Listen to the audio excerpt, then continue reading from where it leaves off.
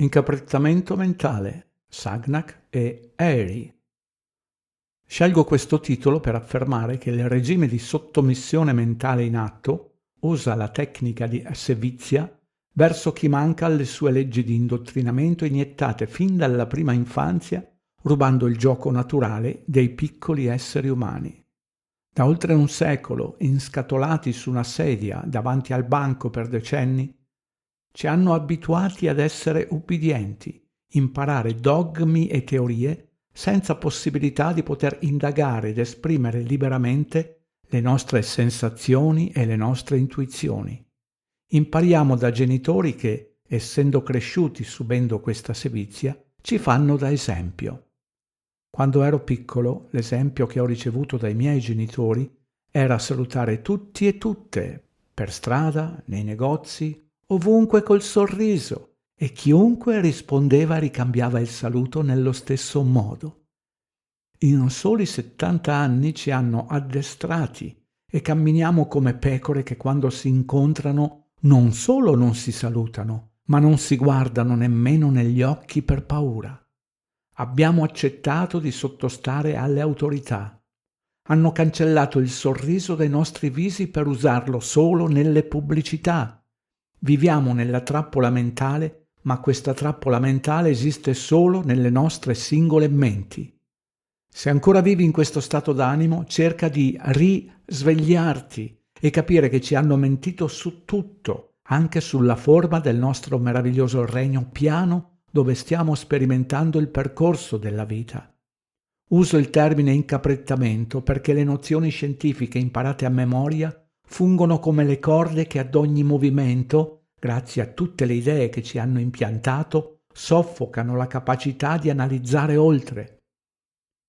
Il rispetto sconsiderato per l'autorità è il più grande nemico della verità. Lo ha detto Albert Einstein.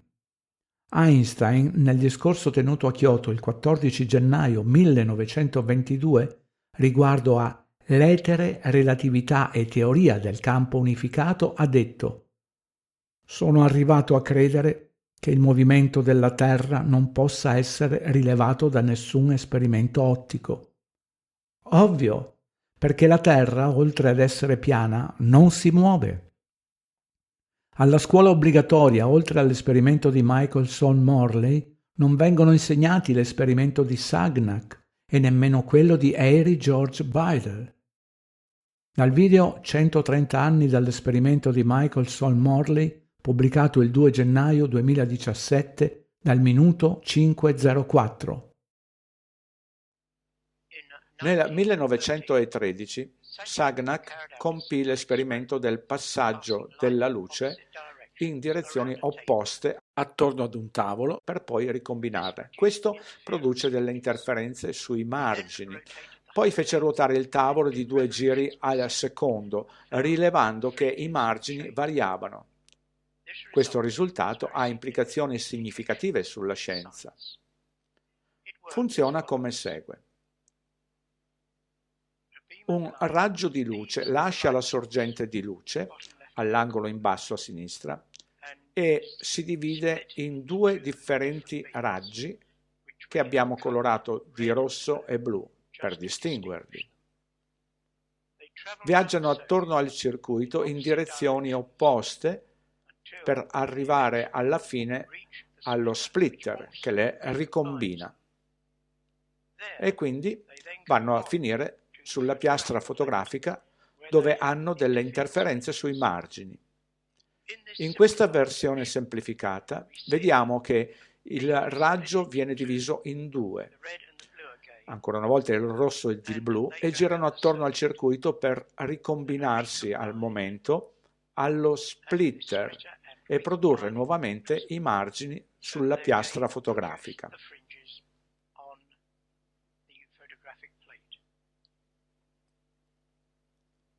Ora andiamo a ruotare il tavolo.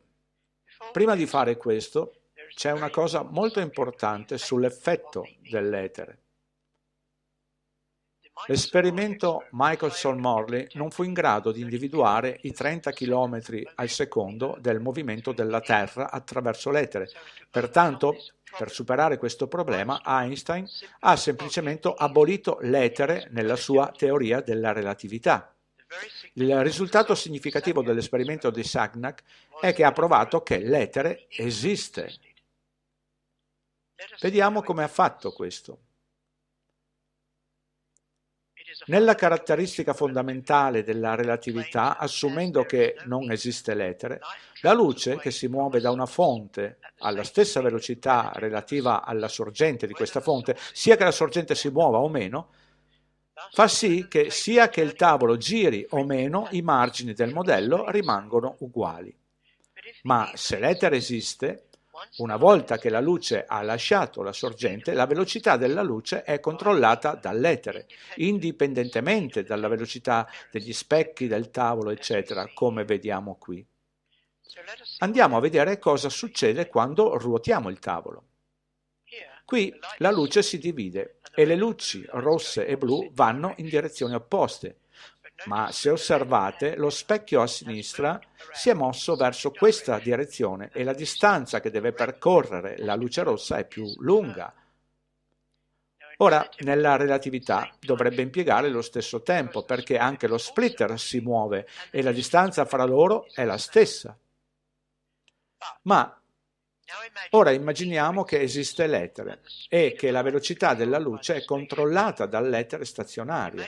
Immaginiamo che l'etere, come una densa melassa, limiti la velocità della luce, indipendentemente dal movimento della sorgente di luce, dello splitter o degli specchi. Il risultato è che la luce rossa impiega più tempo per raggiungere lo specchio nella parte sinistra. Nello stesso modo, lo specchio a destra si muove verso la luce blu, la quale raggiunge lo specchio prima.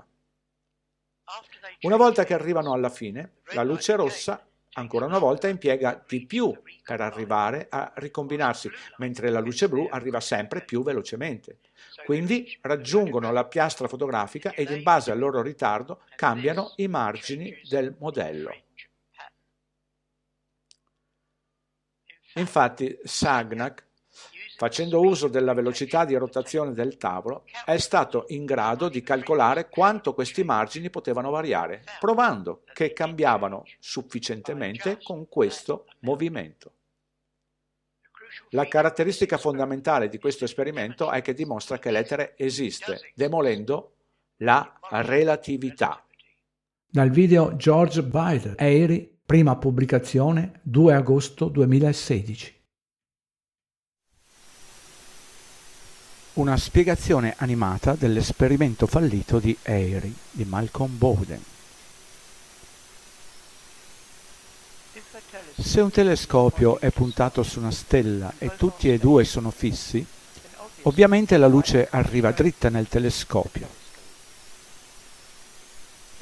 Nel 1729 Bradley trova che deve inclinare leggermente il telescopio in avanti per far sì che la luce della stella finisca al centro del telescopio. Si assume che questo accada a causa del movimento della Terra attorno al Sole. Ora assumiamo che il telescopio si muova a 5 miglia orarie e che debba essere inclinato di 5 gradi. I 5 gradi di inclinazione, tuttavia, possono essere causati in egual maniera dall'universo che si muove di 5 miglia orarie portando con sé le stelle attorno alla Terra. Come vediamo qui, la luce arriva con la stessa angolatura ed il telescopio deve essere inclinato di 5 gradi. Quindi, inclinando il telescopio, non possiamo sapere se a muoversi è la luce delle stelle oppure il telescopio. Tuttavia, esiste un semplice esperimento in grado di determinare se è la Terra che si muove oppure l'universo e la luce delle stelle. Tutto quello che si deve fare è annotare l'inclinazione richiesta per ogni particolare stella. Quindi riempire il telescopio di acqua che rallenterà la velocità della luce nel telescopio stesso. Ecco il telescopio che si muove pieno di acqua, inclinato di 5 gradi. e si può vedere che la luce delle stelle adesso non riesce a raggiungere l'oculare sul fondo del telescopio. Succede perché la luce della stella si muove molto più lentamente quando attraversa l'acqua.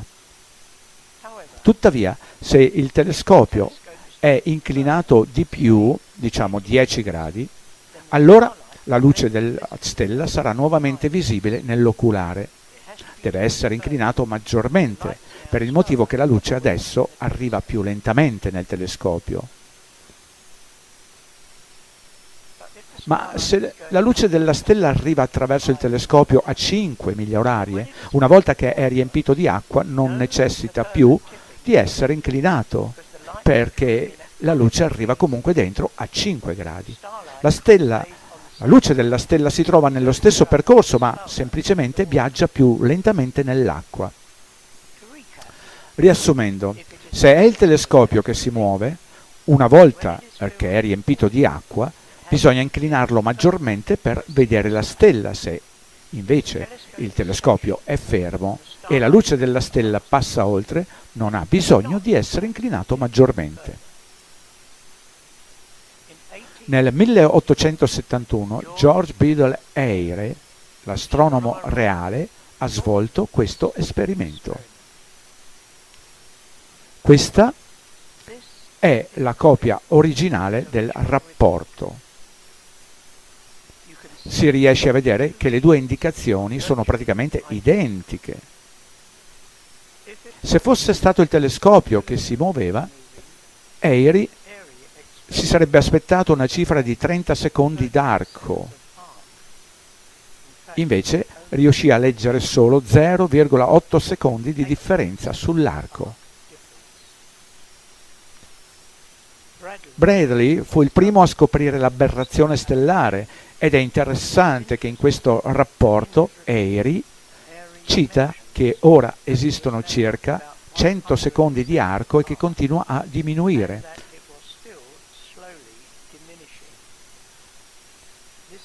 Questo conferma che la velocità della luce continuava a diminuire in quantità misurabile quando Airy ha fatto questo esperimento nel 1871. I risultati dell'esperimento di Airy, conosciuto come il fallimento di Airy, era che il telescopio non necessitava di essere inclinato di più. Questo prova che la luce che arriva passa attraverso il telescopio stazionario fisso sulla Terra stazionaria. Quello che è interessante in questo breve referto di sole 4 pagine è che nessuno ha mai fatto alcun riferimento a questo strabiliante risultato che, con l'esperimento, ha dimostrato che la Terra è stazionaria. Questo esperimento è stato destituito anche da Wikipedia, che stabilisce: testi di movimento dell'universo, articolo principale, luce trasmessa dal cielo. Mediante il telescopio riempito d'acqua nel 1871, Airy era in cerca della variazione dell'aberrazione stellare attraverso la rifrazione dell'acqua causati dal movimento dell'universo. Come in tutti gli altri esperimenti di movimento del cielo, ottenne un risultato negativo.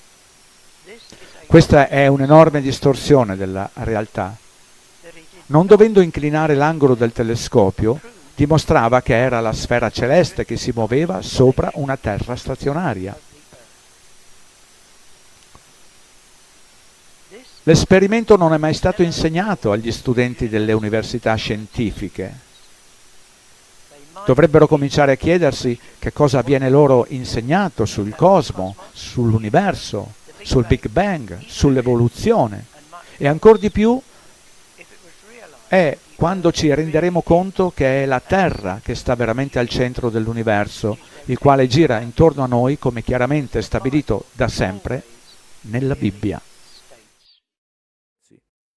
Grazie per aver guardato fino in fondo. Non dimenticare, se ancora non lo hai fatto, di regalare o regalarti i libri Il risveglio e Il secolare nuovo ordine del male, sempre in pronta consegna. Anche il semplice valore di una buona tazzina di caffè è ben accetto attraverso PayPal. Tutti i link in descrizione.